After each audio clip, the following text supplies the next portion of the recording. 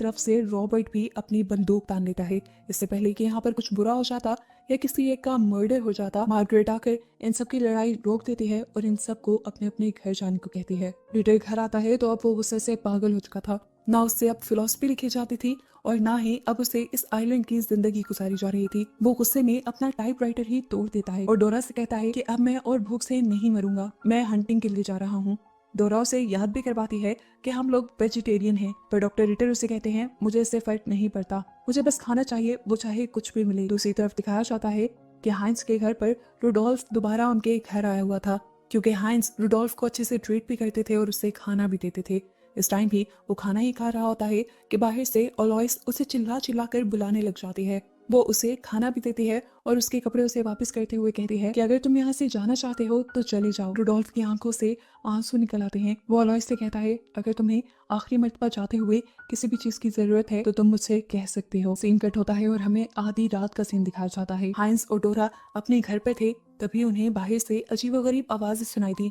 उन्हें लगा कि चोर आ गए हैं। वो चोरों को मारने के लिए बाहर निकले तो उन्हें कोई नजर नहीं आया। हाइंस ने हवा में ही गोली चला दी जो गलती से डॉक्टर रिटर की वाइफ की डोंकी को लग गई, जबकि चोर अभी भी बच गया। हाइंस परेशान हो गया था, इसीलिए वो घर आ गया और उसने मार्गरेट से भी कहा कि हम इस बात का जिक्र नहीं करेंगे।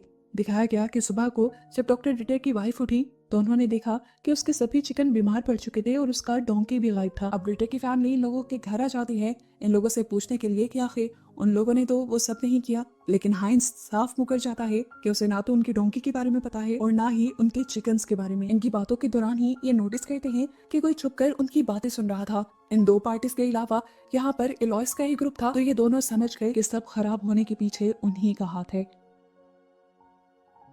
ये दोनों ही अलॉयस से बदला लेने की ठान लेते हैं और अपनी दुश्मनी को दोस्ती में बदल लेते हैं। इससे पहले कि ये अलॉयस से लड़ जाते, इन्हें रास्ते में रुडोल्फ मिल जाता है, जिसे जब ये दोनों मारने की धमकी देते हैं तो वो सच उगल देता है कि रिटर की वाइफ का डोंकी उसने ही अलॉयस के कहने पर गायब किया था। वो इनसे माफी मांगता है और कहता है कि आइंदा मैं कम से कम ऐसा कुछ नहीं करूंगा, मुझे बस अब इस जहन्नुम से छुटकारा चाहिए। रिटर और हाइंस उसकी बात का भरोसा कर लेते हैं और ऐसे रुडोल्फ भी उनकी टीम का हिस्सा बनते हुए अलॉयस से बदला लेने के लिए उनके साथ चला जाता है। वहां जाकर चिल्लाते हुए ये लोग अलॉयस को बाहर निकलने को कहते हैं। उसकी जगह पहले रॉबर्ट निकलता है और आते ही उन पर हमला कर देता है। उसने रुडोल्फ को तो ऐसा काबू करके गिराया था कि वो उसकी चुंगल से बच ना सके और वो एक शार्प सी चीज रुडोल्फ के मुंह के अंदर भी स्टैब करने वाला था, पर उससे पहले ही पीछे से हाइंस उसका गला अपनी कोहनी में पकड़कर दुबाते हुए उसे रुडोल्फ से दूर कर देता है और आखिर उसे स्टैब करते हुए मार देता है। उसके मरते ही ओलॉइस निकलकर बाहर आती है और आकर एक नया